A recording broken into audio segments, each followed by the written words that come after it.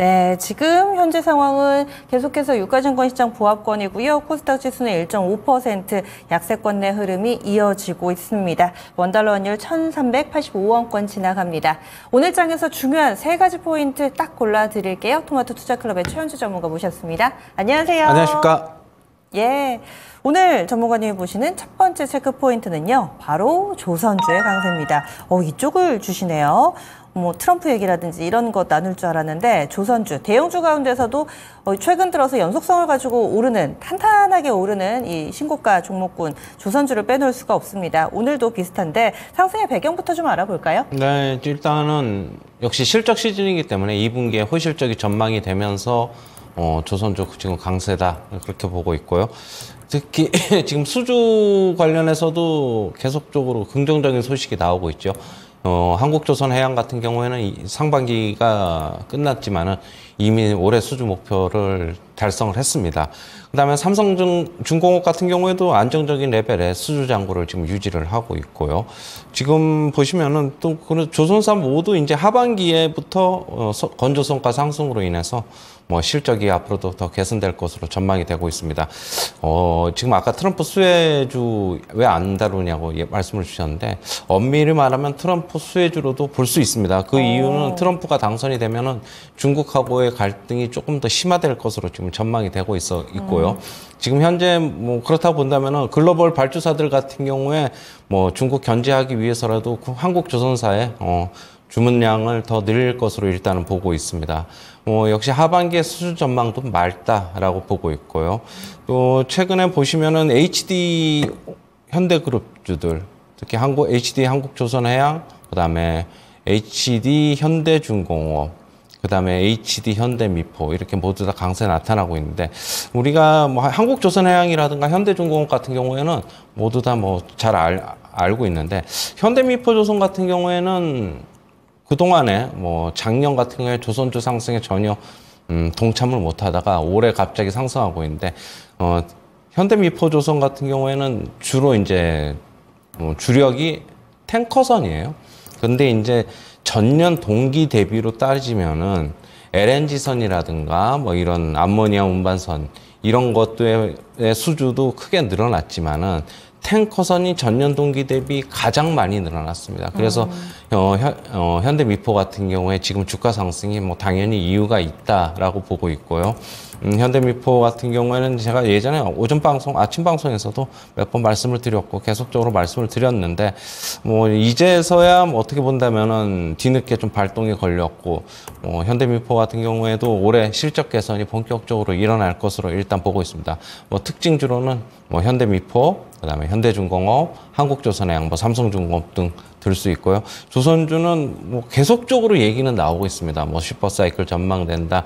뭐 중국의 저가 수주 그거보다는 우리는 양질의 어떻게 보면은 수주를 받고 있고 지금 수주 받는 것도 선택적으로 받고 있어가지고 뭐 중국이 양으로 밀어붙인다면은 우리는 이제 질로 밀어붙여가지고 별로 신경 쓸 게 없다라고 지금 얘기가 나오고 있고 그러나 이제 조선주들 같은 경우는 외인들의 매수가 그렇게 폭발적으로 진행이 되지는 않고 있어요. 과거에 조선주에 조금 물렸어가지고 안 좋은 기억이 좀 있는 것으로 좀 보고 있고 하지만은 뭐 계속적으로 전망이 좋은 만큼 결국에는 뭐 외국인들도 좀 주가 조정 받으면 좀 동참하지 않을까 그렇게는 보고 있습니다. 실적 때문에 오른다. 실적이 뭐 지금 흑자 전환한 업체도 있고 아직인 업체들도 있는데 어느 정도로 좋을까요?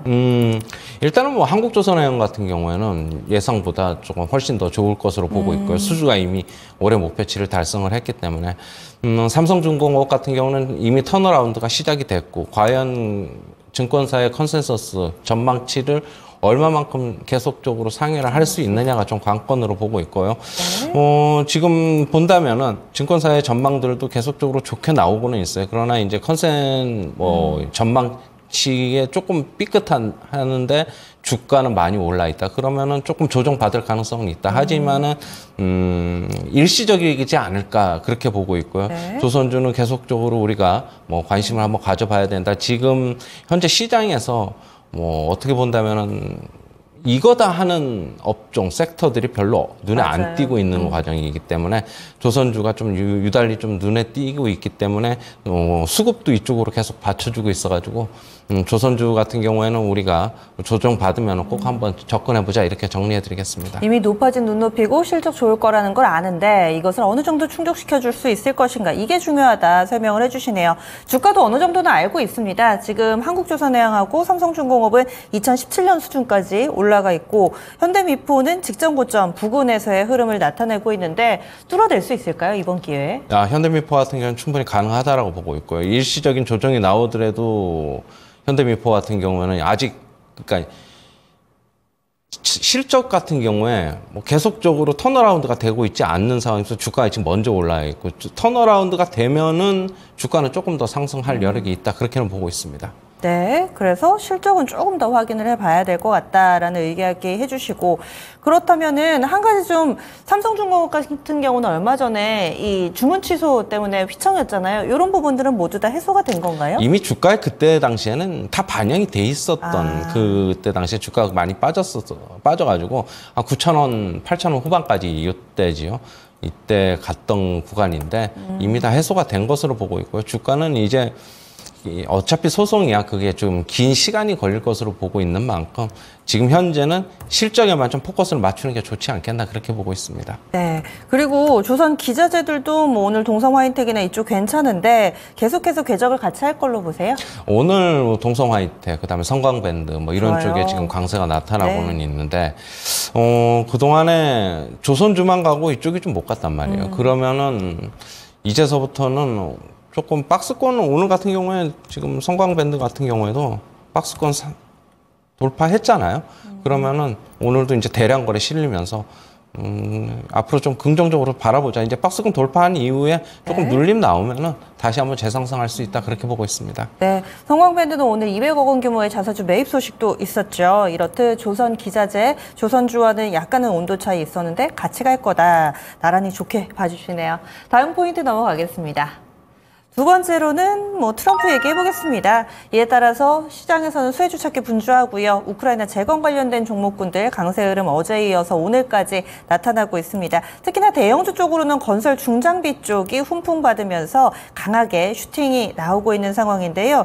이쪽 어떻게 보세요? 뭐 트럼프가 지금 당선이 되면은 당선 가능성 높아지면서 결국에는 러시아 우크라이나 전쟁 같은 경우에 종전 기대감도 있고 그런 것으로 지금 받아들여지면서 주가가 지금 반응을 하고 있다라고 보고 있고요. 어제 뭐 삼부토건이라든가 다산 네트워크스 같은 경우 어제 상당히 강했는데 다산 네트워크스는 오늘 뭐 대규모 차익 매물 나오면서 조금 마이너스권이지만 현대건설기계라든가 그다음에 현대인프라코 이런 쪽은 여전히 강세 유지하고 있다 그렇게 보고 있고요.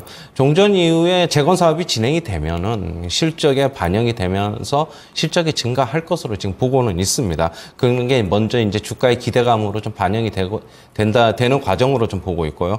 트럼프가 이제 당선이 되면은 그리고 이제 건설기계주 같은 경우는 강세인데 미국 인프라 투자가 증가할 것으로 보고 있습니다. 그 이유는 예전에 이제 트럼프 임기 시절을 본다면은 미국 제조업의 건설 투자 같은 경우에 5배까지 급증을 했어요. 그러면 요번에 또 트럼프가 당선되면 또 비슷하게 될 것으로 일단 기대감이 작용을 하고 있는 것으로 보고 있고요. 트럼프가 이제 법인세 인하 공약을 내세웠는데 그러면 이제 미국에서 다른 나라로 갔던 제조업들이 다시 미국으로 이제 리쇼링 할 것으로 좀 진행이 될 것으로 예상이 되고 있습니다. 그러면은 제조업을 돌리려면은 결국 에너지가 공급이 돼야 되는데 원유 시추 등으로 건설 기계 산업이 수혜가 예상이 받을 것으로 지금 보고 있고요. 지금 어제 또 현대건설기계 강세, 오늘도 현대건설기계 강세, 그다음에 현대인프라코아도 어제도 강세, 오늘도 강세. 그동안에 이제 어떻게 본다면 현대건설기계, 현대인프라코아 같은 경우는 좋은 실적, 그래도 뭐 어마어마하게 서프라이즈는 아니지만 항상 어느 정도는 실적이 받쳐줬던 주식들이기 때문에 주가가 그동안에 좀 소외받았는데 조금 제자리 찾는 과정? 그런 것으로 보고 있고요. 어제 오늘 뭐 대량 거래 실리면서 일단은 박스 상단 돌파했으니까 아까도 제가 성광밴드 말씀드렸듯이 추가 상승을 기대할 수 있다. 하지만 여기서 단기적으로 오늘 같은 날은 뭐 사는 건 아니라고 보고 있고 근데 여기서 조금 쉬어가는 과정이 있을 것으로 보고 있습니다. 그러면은 그때 한번 접근해 보자. 뭐 트럼프 당선 가능성 높아지면서 역시 수혜주로 분류할 수 있다. 그렇게 보고 있습니다. 관심주로 특징주로는 역시 현대인프라코와 그다음에 현대건설기계 등을 들 수 있습니다. 미국 대선이 11월 초잖아요. 네. 그때까지 계속 모멘텀 살아있을까요? 중간에 저는 지금 일단은 트럼프 사태가 이번에 나오면서 지금 단기적으로 트럼프 수혜주 찾기, 트럼프 트레이드 하는 그런 주식시장에서 찾는 과정이 계속적으로 나오는 것으로 보고 있고요. 하지만은 저는 이 과정은 결국에는 어떻게 본다면 좀 단발성이 되지 않겠느냐. 왜 아직까지 11월까지 있으니까 중간중간에 뭐 어떤 노이즈가 좀 발생할지 아무도 모르거든요. 그렇다고 본다면은 제가 뭐 삼부토건 이런 거 얘기하는 것보다 현대건설기, 현대인프라코어 얘기하는 거는 실적이 받쳐주기 때문에 어떻게 본다면은 실적 관련주로 한번 접근해 보는 것도 이런 쪽도 긍정적이지 않겠느냐 그렇게 보고 있습니다. 이쪽 실적도 괜찮나요? 그렇죠. 뭐 현대건설기, 현대인프라코어 같은 경우는 항상 기본적인 실적은 어느 정도 숫자는 찍히는 되기 때문에 우리가 봐야 되고, 그리고 이제 인도 시장 같은 경우에 계속적으로 인프라 투자 되고 있어가지고 현대건설기 같은 경우 특히 인도 시장에서 뭐 최근에 두각을 나타내고 있어가지고 그런 쪽도 한번 부각이 될 수 있다 그렇게 보고 있습니다. 지금 좋은 얘기를 쭉 해주셨는데 그래도 또 우려 요인을 꼽자면은 보통은 이렇게 거래량 동반하면서 재료도 있고 시세를 낼 때 직전 고점이라든지 매물대를 좀 뚫어줘야 안심하고 볼 텐데 진성 TEC도 그렇고 DY파워 이런 종목군들은 윗꼬리가 길게 달려가지고요. 기술적으로 에너지에 있어서는 약간은 좀 물음표가 달립니다. 전문가님 분석은 어떠신가요? 저는 그래서 이제 소형주 진성 TEC 이런 거 DY파워 이런 거 말씀을 안 드리는 거고, 그래서 이제 현대인프라나 인프라코어나 현대건설기계 이런 쪽을 말씀드리는 거고요. 아무래도 수급상으로도 기관하고 외인들이 이쪽으로 건설기계 하면 이쪽으로 접근을 하지, 진성 TEC나 DY파워 같은 경우는 개인 투자자들이 많이 접근하기 때문에 조금 올라가면 차익 매물도 계속 나오는 단기 트레이딩으로 접근하는 게 아닌가 그렇게 보고 있습니다. 수급의 일관성이 없어서 저는 그렇다고 보고 있어요. 그래서 이렇게 종목을 싸잡아서 보시면 안 되고 조금은 나눠서 조금 알맹이가 있는 종목 위주로, 대형주 위주로 안정적인 대응 전략 세우실 수 있도록 팁을 주셨어요. HD 현대건설기계와 HD 현대인프라코어 쪽 좋게 봐주시네요. 오늘 이래저래 HD 현대그룹주들 얘기 많이 나옵니다. 다음 포인트 넘어가겠습니다. 다음으로는 오늘의 시황입니다. 전체적으로 시장 분위기를 좀 봐야 될 것 같은데 계속해서 대형주 위주의 장세는 이어질 것인가, 코스피는 2,900선 부근 왔다 갔다 하고 코스닥은 다시금 또 직전 저점까지 내려가는 것인가, 밴드 하단까지 내려가는 것인가 우려가 좀 있습니다. 시장 지수 전망은 어떻게 하세요? 일단 저는 지금 현재 시장에서 최근에 금요일 날 좀 급락한 이후에 어제 오늘 좀 횡보. 일단 10일 이동 평균선에서는 지지는 좀 나오고 있습니다. 코스피 시장 같은 경우에.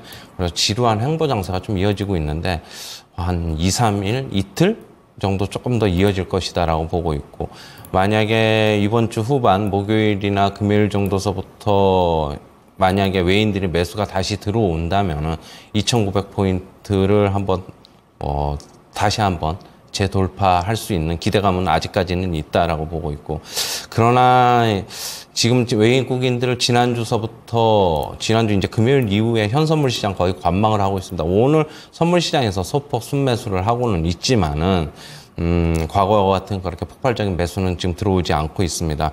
지금 미국 시장도 어떻게 본다면 저는 굉장히 좀 앞으로는 좀 지루할 거라고 보고 있어요. 지금 S&P 500 같은 경우에도 그렇고 나스닥 같은 경우에도 그렇고 정고점을 만약에 돌파하더라도 장중에 또 차익 매물 계속 나오는 과정으로 좀 보고 있고요.